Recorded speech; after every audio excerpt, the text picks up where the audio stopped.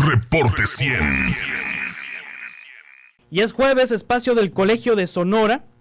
Y esta mañana le agradezco a la maestra en Ciencias Sociales, Ana Silvia Toruga Brau, que pertenece a la línea de estudios históricos de región y frontera, que nos comparta su investigación titulada Parentesco y paisanaje en la frontera, presencia vasca en la provincia de Sonora durante la primera mitad del siglo XVIII, los años 1718-1748. Ana Silvia, ¿cómo está? Buenos días. Hola, buenos días, Juan Carlos. Gracias por tomar esta conversación. Para poner en contexto a la audiencia, ¿qué significa ser vasco? Son los habitantes españoles provenientes de las provincias vascas al extremo oriental de la costa del mar Cantábrico, sí, de las provincias de Vizcaya, Guipúzcoa, Álava, Navarra. Sí. ¿Qué apellidos son vascos? Aquí en Sonora es muy conocido el de Anza. De Anza, sí. Ajá, Vildósola, Gómez de Silva, Urrea. Sí. Y Valderrain también. Sí. ¿A Sonora llegaron de España vascos o llegaron de España de otras regiones también? Llegaron de todas las regiones, ¿no? Sí. Pero la investigación se enfoca en los vascos. Sí. Ahora, mencionas provincia de Sonora durante la primera mitad del siglo XVII. ¿Y cómo está esto de provincia de Sonora? ¿Cómo estaba organizado este territorio y por qué se llamaba provincia de Sonora? Es la provincia de Sonora en el siglo XVIII. Sí, 18, sí, exacto. Era el territorio conformado en lo que actualmente es Sonora y el sur de Arizona. Sí, sí, y tenía un mando español esta región. Sí, tenía un mando español debido... en esta época la jurisdicción era de la provincia de la Nueva Vizcaya, sí, que actualmente pues es Chihuahua. El gobernador de la Nueva Vizcaya era quien tenía la jurisdicción de la provincia de Sonora, y debido a la distancia derogaba su mando a alcaldes mayores, ¿no? Sí. ¿Dónde había población entre 1718 y 1748 en la provincia de Sonora? Pues realmente en todo el territorio había centros de población, sobre todo presidios, misiones, pueblos indígenas y reales de minas también, ¿no? Presidios, misiones, pueblos indígenas y reales de minas. ¿Qué era un presidio? ¿Qué era una misión? ¿Qué era un real de mina? El presidio era como las misiones eran donde estaban los misioneros jesuitas, ¿no? Y los indios que convertían o que estaban en evangelización. Sí. Los presidios eran estas instituciones militares que servían como protección a la población española, y pues los pueblos de indios eran parte de las misiones también, y los reales de minas eran donde se llevaba a cabo esta explotación minera, ¿no? Sí. Ana Silvia, ¿por qué estudiar a los vascos del siglo XVIII? ¿Y por qué en este periodo del 718, de 1718 al 1748? ¿Qué es lo que pasó en esta época?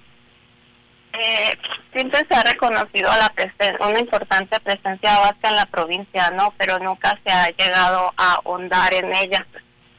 Porque en estos años es donde se identificaron conflictos y eventos que giran en torno a la apropiación de recursos naturales y el control de los diferentes ámbitos del poder regional, y en esto se observa la presencia y la participación de individuos vascos que están vinculados entre sí por lazos de parentesco y también de paisanaje. Sí. La mayoría de ellos militares, y también estaban vinculados con la Compañía de Jesús, porque estos eran considerados como sus aliados ancestrales. Pues Ignacio de Loyola, uno de los fundadores de la compañía, era de origen vasco. Sí. Estos conflictos que se presentan por el poder en esta primera mitad nos permiten registrar a los individuos vascos y sus aliados que participaron en ellos como parte de un grupo de poder, ¿no? Que movilizaron recursos humanos y materiales para concretar pues objetivos. Sí, todavía hay, a estas alturas, en este 2000, de este 2022, ¿hay descendencia de esos vascos que llegaron a Sonora en esa época? Pues persisten algunos apellidos, Sí, como Vildósola, ¿no? Pero pues sí debe de haberla. sí, sí hay descendencia. Ahora, ¿qué documentos consultaste, Ana Silvia Toruga, maestra en Ciencias Sociales? Es decir, ¿dónde hay información de estos vascos en Sonora? ¿Dónde hay datos? Es decir, ¿cómo construiste esta investigación? ¿Cuáles fueron las fuentes? Me basé en documentos del Archivo General de la Nación, Sí, del Archivo General de Indias, también en bases de datos de registros parroquiales o sacramentales, como Misión 2000 es una base de datos de la misión de Tumacacori, Family Search, My Ancestry, que son bases de datos que agrupan registros parroquiales. sí. ¿Cómo llegaron estos vascos a esta provincia de Sonora? Pues llegaron atraídos por esta leyenda de las riquezas mineras, ¿no? De la región. Creo que pues como el resto de los españoles que llegaron. Sí, sí, y llegaron y se internaron ¿por dónde? ¿Entraron por Veracruz y luego recorrieron el territorio hasta llegar al norte? La verdad es que eso no lo sé. Sí. No sé, no hay un registro de cuál fue este camino que ellos transitaron para Sí. llegar a la provincia. ¿Qué vascos famosos había en esa época? ¿Qué personajes son los que de origen vasco fueron estudiados en esta investigación? Pues me enfoqué sobre todo en las relaciones y los vínculos entre las familias de Anza, Somocista de Anza, Becerra Nieto, que eran los capitanes de los presidios pues de Anza de Fronteras, y Becerra Nieto de Llanos, Barcelón, Gómez de Silva, Vildósola, Urrea, todos estos apellidos que estaban ligados al aparato militar de la provincia, ¿no? Y a los jesuitas también. Sí, ¿cómo se llevaban con los otros españoles, los españoles de otras regiones y que venían para acá también? Y tenían conflicto con otro grupo también, que son los montañeses, que también Sí. se reconoce que tenían una presencia aquí en Sonora. Y en general con el resto de los vecinos se llevaban bien, excepto cuando se daban estas confrontaciones, ¿no? Por acaparar recursos. Sí, o sea, había confrontación entre grupos de españoles. Sí, Sí. sí. ¿Y con las comunidades indígenas también? ¿Con los pueblos indígenas? Sí, es que pues en esta época en la provincia está presente, es una frontera de guerra, ¿no? Sí. Está constantemente presente las confrontaciones con Sí. grupos de indígenas como los zapates, los teris. ¿Qué costumbres introdujeron a Sonora? ¿Qué costumbres introdujeron a esta región? ¿Qué elementos culturales trajeron de Europa, de España, estos vascos a nuestra región? Pues a ellos, existe la expresión, perdón, en la construcción de esta cuestión de ellos como grupo. En esta construcción, el discurso étnico identitario de los vascos la expresión fue el paisanaje, ¿no? Sí. Es decir, el reconocimiento que se da entre personajes que comparten determinada cultura propia de un lugar de origen.